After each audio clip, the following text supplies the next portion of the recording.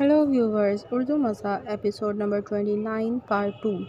यहाँ इस वक्त 750 करोड़ यूरो की ड्रग्स है जो अफ्रीका और एशिया से यूरोप में इकट्ठी की गई है। मेरा पहला मिशन इन सब ड्रग्स को यहाँ तक लाना था, जो रुस्तम शाह और इसकी गर्लफ्रेंड सोफिया ने पूरा कर दिया। अब अगला मिशन इस सारे ड्रग्स को यूरोप भर में फ़रोख्त करना है और मुझे इसके लिए एक नई टीम चाहिए होगी।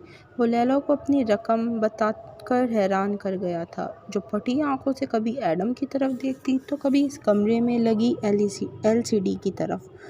फिक्र ना करो, यूरोप बहुत बड़ी मार्केट है। अगर हर यूरोपीय बाशिंदे को सिर्फ 10 यूरो की ड्रग्स फ़रोख्त की जाए तो ये तमाम ड्रग्स एक दिन में ही ख़त्म हो जाएगी। लैला, जो अभी कुछ देर नॉर्मल हो रही थी, इसके हवास वो फिर से ख़ता कर रहा था। यूरोप की आबादी 75 करोड़ है, जिसमें से सिर्फ 3 करोड़ लोग ड्रग्स लेते हैं, यानी सिर्फ 4%।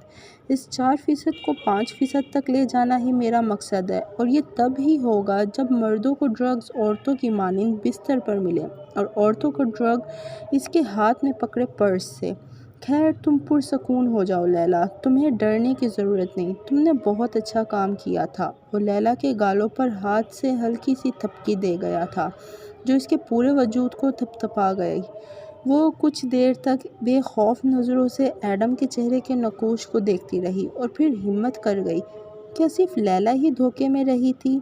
क्या फ़ाहिमा भी धोखा खा गई? एडम वो अपने मतलब की बात पूछ गई थी। इस सवाल को पूछने से पहले इसने अपने दिमाग से कितनी जंग लड़ी थी, ये वो ही जानती थी। शायद वो इसके जवाब से डर रही थी। मैंने लैला और फ़ाहिमा दोनों पर एतबार किया था। फ़ाहिमा वो पहली लड़की है जिसके बिस्तर पर मैं सोया था, और लैला वो पहली लड़की है जो यहाँ तक आई। क्या इसका मतलब मैं ये समझूं कि तुम मुझे अब भी हुब नहीं तो प्यार के काबिल समझते हो? लैला अगला सवाल कर गई थी। नहीं लैला, वो इनकार में सर हिला गया था। एतबार क्या जाना, प्यार कई जाने से ज़्यादा खूबसूरत होता है। लैला इसका जवाब सुनकर लम्हे भर के लिए खामोश हो गई थी। शायद वो कुछ और सुनना चाहती थी। वो कुछ देर यूं ही खड़ी रही। क्या मैं लम्हे भर के लिए तुमसे लिपट सकती हूँ? हाँ, एडम ने मुख्तसर सा जवाब दिया, जिसको सुनते ही वो झट से इसके साथ लिपट गई। वो इसके लिए वक्त जैसे थम सा गया था। वो पूरे ज़ोर से लिपटे हुए खुद को इसके अंदर समो देना चाहती थी। क्या तुम्हारे पास कुछ ऐसा नहीं है एडम कि जिससे मैं तुम्हारे साथ गुजरा एक एक पल भुला दूँ? तुम वही हो ना जो पहले इस बात पर आंखें दिखा रही थी कि मैंने तुम्हारी याददाश्त से वो मुलाकात क्यों गायब कर दी?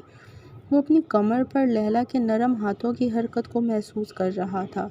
कितनी बेवकूफ़ थी मैं, जो वो सब जानने की कोशिश करती रही। एडम, मुझसे मेरी याददाश्त छीन लो या फिर मुझे एक ब्लैक होल से निकाल कर किसी वीराने में ले जाओ, जहाँ इतना सन्नाटा हो कि मैं तुम्हारे दिल की धड़कन की आवाज़ सुन सकूं।